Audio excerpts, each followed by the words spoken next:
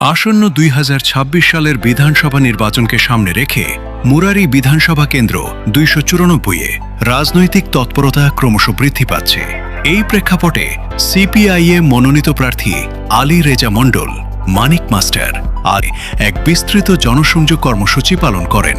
আজকের এই কর্মসূচিতে তিনি পায়ে হেঁটে গ্রামের বিভিন্ন পাড়া, মহল্লা ও অলিগলি ঘুরে সাধারণ মানুষের সঙ্গে সরাসরি যোগাযোগ স্থাপন করেন।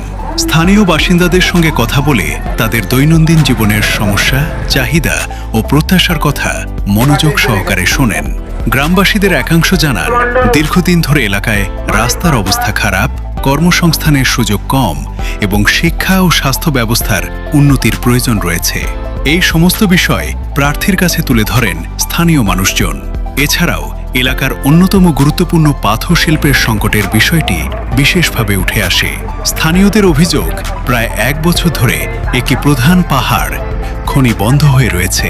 এর ফলে বহু শ্রমিক তাদের জীবিকা হারিয়েছেন।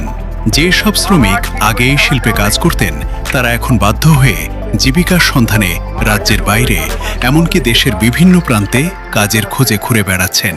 এতে তাদের পরিবার পরিজন চরম আর্থিক সমস্যার সম্মুখীন হচ্ছেন। এই পরিস্থিতি নিয়ে উদ্বেগ প্রকাশ করে আলী রেজা মণ্ডল বলেন, পাথর শিল্প এই এলাকার অর্থনীতির একটি বড় ভিত্তি। এটি দীর্ঘদিন বন্ধ থাকায় শ্রমজীবী মানুষদের উপর বিরাট প্রভাব পড়েছে। এই সমস্যার স্থায়ী সমাধান এবং কর্মসংস্থানের সুযোগ ফিরিয়ে আনাই আমাদের অন্যতম অগ্রাধিকার। তিনি আরও আশ্বাস দেন যে নির্বাচিত হলে তিনি এলাকার সামগ্রিক উন্নয়ন, বিশেষ করে শিল্প, কর্মসংস্থান, শিক্ষা ও স্বাস্থ্য ব্যবস্থার উন্নয়নে জোর দেবেন। এই জনসংযোগ কর্মসূচিতে প্রার্থীর সঙ্গে স্থানীয় দলীয় কর্মী ও সমর্থকেরাও উপস্থিত ছিলেন।